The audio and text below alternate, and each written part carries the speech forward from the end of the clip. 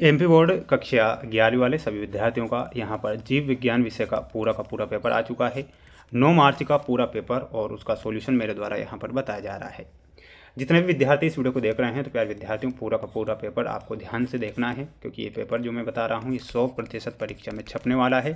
ऐसा question paper मैं आपके लिए लेकर आया हूँ। चैनल पर जितने विद्यार्थी हमारे साथ नए जुड़े हैं तो प्यारे विद्यार्थियों, चैनल को सब्सक्राइब जरूर करके रखें, क्योंकि आपको जो क्वेश्चन पेपर में बता रहा हूँ ये बिल्कुल आपकी परीक्षा में आएंगे। ये आपको पूरा पेपर ध्यान से देखना है।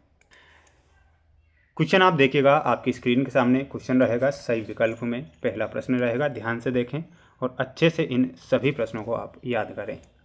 मानव का वैज्ञानिक नाम क्या है? तो प्यारे विद्यार्थियों, मानव का जो वैज्ञानिक नाम है यहाँ पर आपको ध्यान रखना है होमो सेपियंस मानव का वैज्ञानिक नाम है, तो इसमें आपको होमो सेपियंस करेक्ट आंसर के रूप में लिख कर आना है।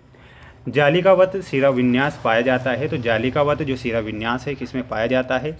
इसमें ध्यान रखना है द्विबीजपत्री पत्ती में जाली का शिराविन्यास पाया जाता है, तो यहाँ पर आपको लिखना है द्विबीजपत्री पत्ती। वहीं अगला प्रश्न आएगा, परीक्षा में ध्यान से देखिएगा। नाभिकीय अम्ल में शर्करा होती है, तो नाभिकीय अम्ल में जो शर्करा रहेगी वो क्या रहेगी? क्वेश्चन दिया गया है, तो यहाँ पर आपको ध्यान रखना है 5 कार्बन की। किसकी रहेगी? 5 कार्बन की नाभिकीय अम्ल में शर्करा होती है, तो 5 कार्बन आपको लिखना है। क्रांज एनाटोमी पाई जाती है, तो किस में पाई जाती है? C4 पादप में पाई जाती है। यहाँ पर आपको C4 पादप करेक्ट करके आना है।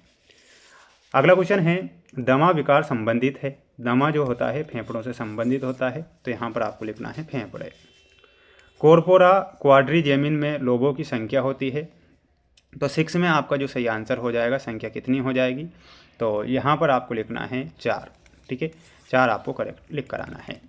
चैनल पर जितने विद्यार्थी नए जुड़े हैं तो चैनल को सब्सक्राइब जरूर करके रखें। आपके लिए जो पेपर में बता रहा हूँ पेपर परीक्षा में जरूर आएंगे, ये मेरा आपसे वादा है।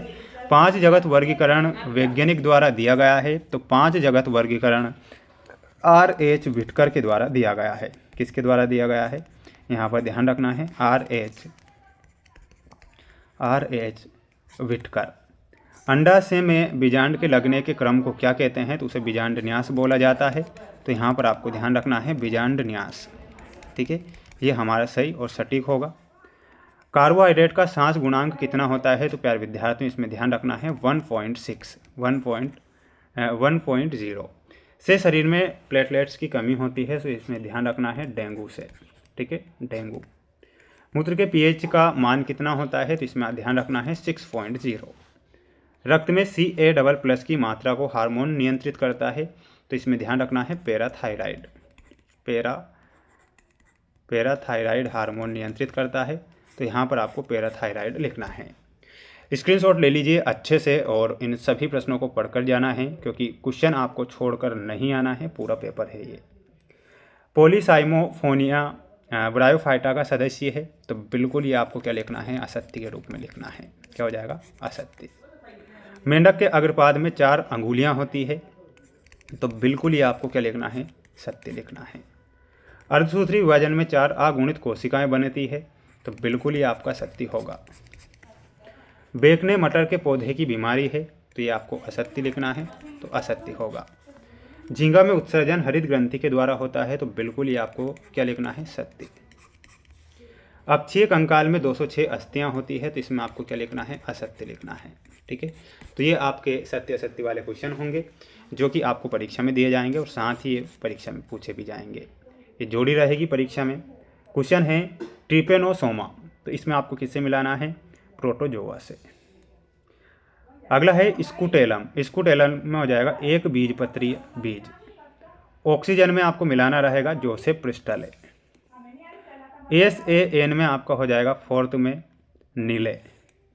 अग्नाशय में मिलाना रहेगा आपको इंसुलिन।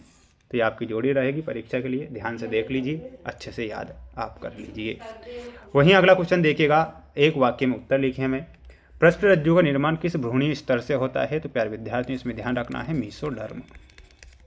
क्या लिखना है? मीसोडर्म।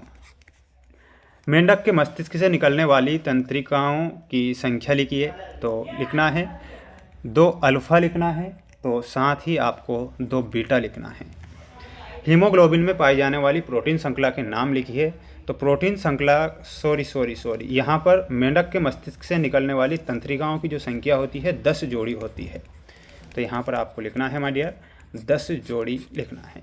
हीमोग्लोबिन में पाई जाने वाली प्रोटीन श्रृंखलाओं के नाम लिखना है तो 2 अल्फा लिखना है, तो आपको 2 बीटा लिखना है। पायरुविक अम्ल किस प्रक्रिया के अंत में बनता है? तो ये बनता है ग्लाइकोलिसिस। ध्यान रखना है, यहाँ पर हो जाएगा ग्लाइकोलिसिस। ये आपका सही और सटीक आंसर हो जाएगा, ये आप ध्यान रखेंगे।